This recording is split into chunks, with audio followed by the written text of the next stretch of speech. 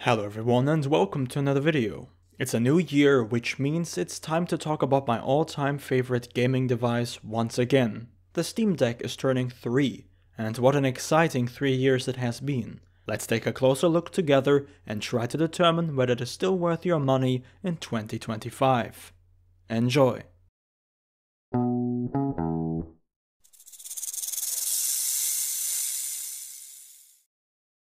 The Steam Deck launched back in 2022, and next to the competition, it's starting to show its age. Companies like Lenovo and Asus are releasing more powerful handhelds every year, fueling anticipation for a new Steam Deck. Valve has stated that they'll release a successor only when a significant performance leap is possible. So depending on where they set the bar, it could be a few more years before we see a Steam Deck 2 or something comparable. Yet despite its age, the Steam Deck is still selling relatively well, and the used market is thriving also, if you're looking to save some money. If you want to buy a new Steam Deck, you have 3 options. The LCD model with 256GB of internal storage, the OLED model with 512GB of internal storage, or the OLED model once again, but with 1TB of internal storage and an anti-glare screen. Personally, I'd always go for the OLED model. Not only is the screen significantly better in every way, but Valve also made some subtle hardware upgrades. The OLED Steam Deck has a larger battery, runs noticeably quieter, and features newer Bluetooth and Wi-Fi chips. All in all, it's a more refined and optimized version of the Steam Deck.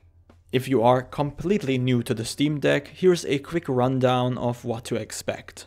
The Steam Deck ships in a rugged hard case and includes a branded 45-watt USB-C charger. The Steam Deck is a bit on the larger side, but pleasantly comfortable to hold. It features an ergonomic design that looks bulkier than it really is. At around 650 grams, or 23 ounces, it's also not as heavy as you might expect, so longer play sessions are not a big issue. When you boot up the Steam Deck, it defaults to gaming mode, sometimes called handheld mode.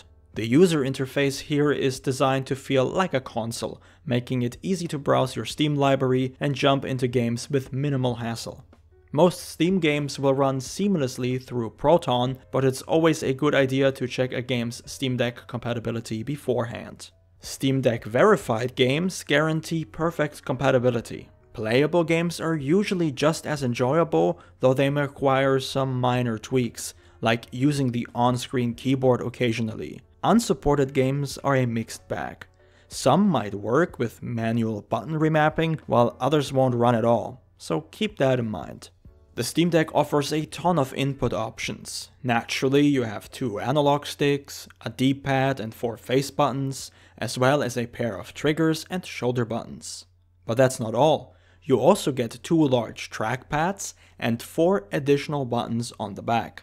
Everything I just mentioned is fully customizable, and you can even adjust controls for every game individually. If you play a lot of games, storage will eventually become a concern to you. Thankfully, you don't have to replace the internal SSD if you don't feel like it. There's a convenient microSD card slot on the bottom of the Steam Deck for all your storage needs. The battery life is functional. Under heavy use, both models struggle to hit the 3-hour mark. It's not exactly an ideal travel companion, not just because of the battery, but also the large overall size. If you look at something like the Nintendo Switch in comparison, that is a lot more appealing in terms of portability and playtime.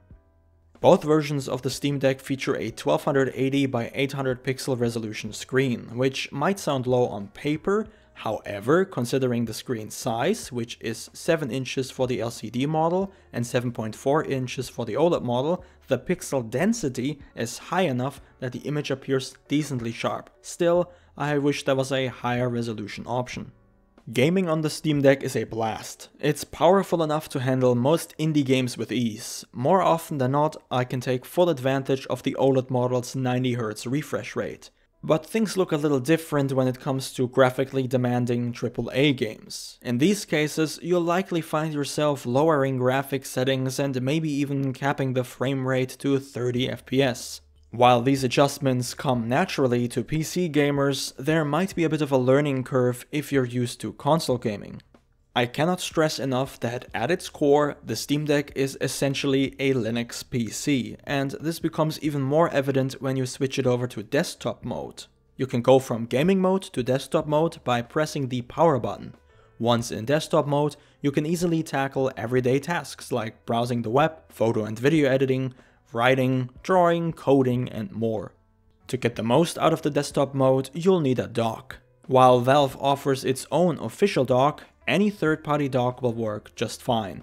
This setup allows you to connect a mouse, keyboard, and any other peripherals you might need. I haven't come across a device yet that doesn't work with the Steam Deck. I've tried everything from drawing tablets to audio interfaces, microphones, you name it. The compatibility straight out of the box is simply amazing. I'd even go as far as to say that in some cases a Steam Deck can in fact replace a desktop PC, which I tried to test before in an older video, if you want to go check that out.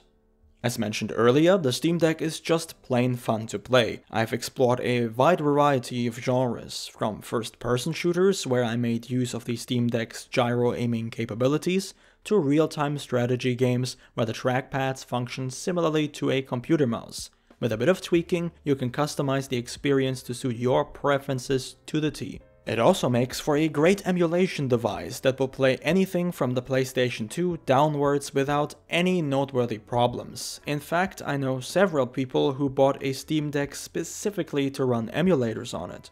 For all the praise that the Steam Deck surely deserves, I must point out that it does not exist in a vacuum. Competition is fierce, offering more powerful processors, higher resolution screens, or maybe just a more compact body. Even the operating system will cease to be a unique selling point going forward, as Valve confirmed that it will allow other manufacturers to use SteamOS for their own devices. So why should you even buy a Steam Deck? I think there are still a few compelling reasons that I would like to point out. For one, the Steam Deck, in particular the OLED model, is a very well thought out device, with amazing performance and input options. Valve is determined to support both the hardware and software for the foreseeable future, which is not always a given with some of the other companies out there. Valve has been working on patch after patch for several years now, which I believe is commendable. Another factor to consider is the price. The 512GB OLED model costs €570 or $550.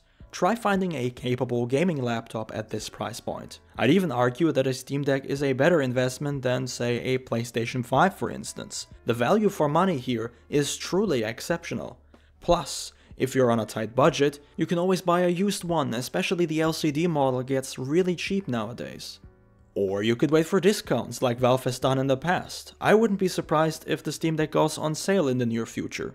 So it's worth keeping an eye out for that. But that's it on my part. If you have any questions or simply want to share your opinion, please leave a comment below. Thank you all very much for watching and of course, have a wonderful day.